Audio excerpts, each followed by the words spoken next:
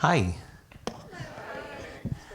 When I was a little kid, there was one thing that I knew for certain, and that was that I was going to grow up to be President of the United States. I was that weird little kid in your class that knew all the presidents, all the states, all the capitals. I think I even knew the Declaration of Independence at one point. And I wasn't quiet about it. I had it all planned out. I knew where I was going to go to school, what I was going to study, where I was going to go to law school. To be fair, I also wanted to follow in the footsteps of Jacques Cousteau and be an oceanographer, but I had it all planned out because I was going to travel the world in Submarine One instead of Air Force One. And so, not being quiet about this dream of mine, it wasn't a surprise when I was about 8 or 9 years old that my dear sweet Aunt Jane gave me a gift for Christmas. Now, usually she gave me clothes, which when you're 8 or 9-year-old boy is like, you know. But when she handed me the box, I knew it was a game. I knew it because I could feel it, and so I was so excited. And so when it came time to open gifts, I ripped it open and I looked at it and I stared because I had never seen this game before. I never saw it anywhere. I never saw it on TV. I never saw it in a department store or a toy store. It wasn't even in the Sears and Roebuck Holiday Wishes catalog, which how many of you remember that? For those of you who don't, it's Amazon, but in book form. And they would deliver it to your house too. So I looked at it and the game was called Landslide, a Parker Brothers game for 2 to 4 players ages 9 and up. But if you look closely, it's actually a Parker Brothers game of power politics. Power politics. I was so excited. I couldn't believe it. Power politics. I had no idea what power politics meant, but it was something I had to figure out, and I was so excited. Now, the object of the game was to win a presidential election. Like how appropriate for me at 8 or 9 years old, right? But the subtext was to teach kids about the Electoral College, or to teach people about the Electoral College. Because back then, nobody knew what the Electoral College was. Nobody cared, right? Like the idea of somebody actually winning the popular vote but losing the presidency just seemed crazy. And yet here we are in 2024. So, you know, I loved playing this game. So I figured if I wanted to be president, I had to figure out this Electoral College thing. So I came up with strategies. I was playing this game all the time. I was like a little Nate Silver. And you know who loved to play this game with me?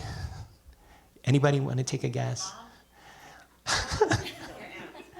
Absolutely no one, because who wants to play a game of power politics with a 9-year-old megalomaniac? Right? I was that weird little kid. So, you know, it was one of these times I'm trying to get my friends to play this game with me when a couple of them said, you know what, you shouldn't bother playing this game because you can't be president. And I'm like, what do you mean I can't be president? They're like, well, you're not American. And so I, knowing what they were trying to get to, and also knowing Article 2 of the Constitution, hit back with, well, like, I was born here. I'm a natural-born citizen of this country. Yeah, but you're Filipino. I'm like, well, my mom is Filipino, but she's a citizen now, and besides, that doesn't matter. Yeah, but you can't be president because you're not white. That part. So, you know, I thought of hitting back with like, well, you know, my dad is white, but I knew that being half wasn't enough.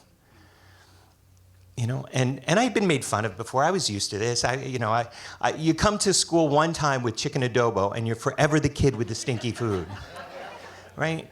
But this was different, and it hit differently. It hit me in a way that made me feel like there wasn't, that I didn't belong somehow. That parts of the American dream really weren't meant for people that look like me. Now, these were my friends that were telling me this. These weren't kids that were bullying me. I think they were just kind of looking out for me and saying, hey, you know what, this probably isn't a road you shouldn't go down. But they just saw the world as it was back then. And there was nothing to ever make anyone think that anyone but a white man could be president of this country or serve at the highest levels of government. So a seed of doubt was planted that day. And over time, as things really didn't change in my world, that seed took root. And eventually, I gave up that dream.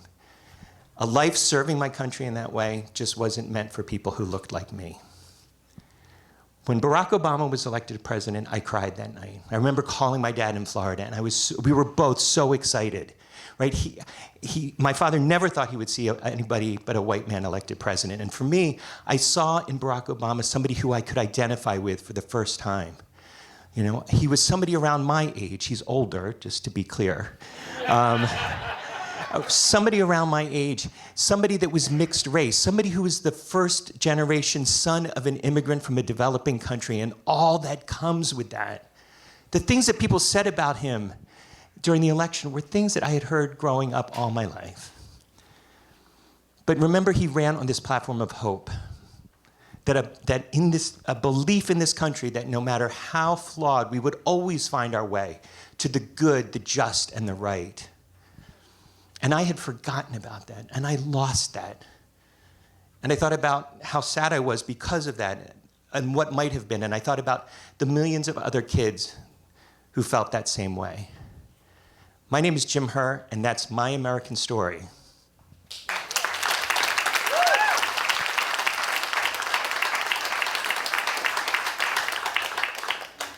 I went the right way.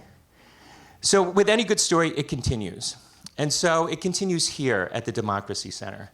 When I took on this role a couple of years ago, I took it on because I didn't want to see any weird little kid anywhere in this country or anyone ever be made to feel that they don't have a right to participate in our democracy, that in fact, the very future of our democracy depends on their participation.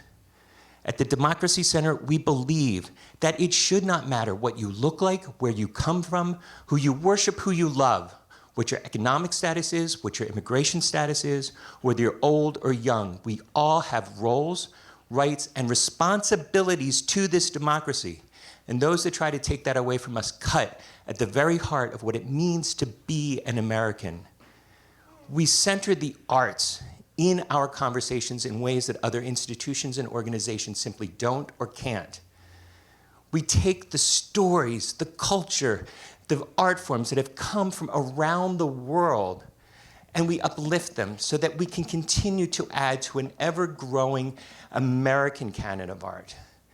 And that's what this program tonight is about. It's about telling our stories, our American story, my American story. And I'm so excited for the people that are going to be participating tonight. But before we get to them, I do want to acknowledge a few people. First of all, Sophia Alvarez, I think she's over here, who has put all of this hard work to put all of this together, this amazing day, not just in here, but also all of this stuff out on the plaza. Our JANM members, our board of directors, our staff, our fellow colleagues who have helped us out today. We couldn't have done it without them. Our sponsors, the Annenberg Foundation and the California Community Foundation, as well as our community sponsor, the Los Angeles County Asian American Employees Association. Give it up for them. I also just want to thank all of you for coming out tonight and for supporting. Some of you I know are here to support some of your friends and family members, and so we're excited that you're here for that. And I'll just close out my part by saying the people that are here tonight that took on this challenge, for many of them, this is stepping way outside their comfort zone. But they took that chance, they took that opportunity, and they're here today to celebrate that story that they want to tell. So we're so pleased that you're going to be a part of that. Give them your attention, give them your love. But for right now, please give this gentleman some love. He's the person that has been pulling this cohort through, helping them develop, identify their story, develop it, working with them on how to deliver it. He's an amazing artist, activist, rapper. If you're not following him on social media, it's at Jason Chu Music. Jason Chu Music. You'll love his videos and his reels and everything that he posts. He's also a former Democracy Fellow here at the Democracy Center, and we're so pleased he came back to do this work with us. Ladies and gentlemen, Mr. Jason Chu.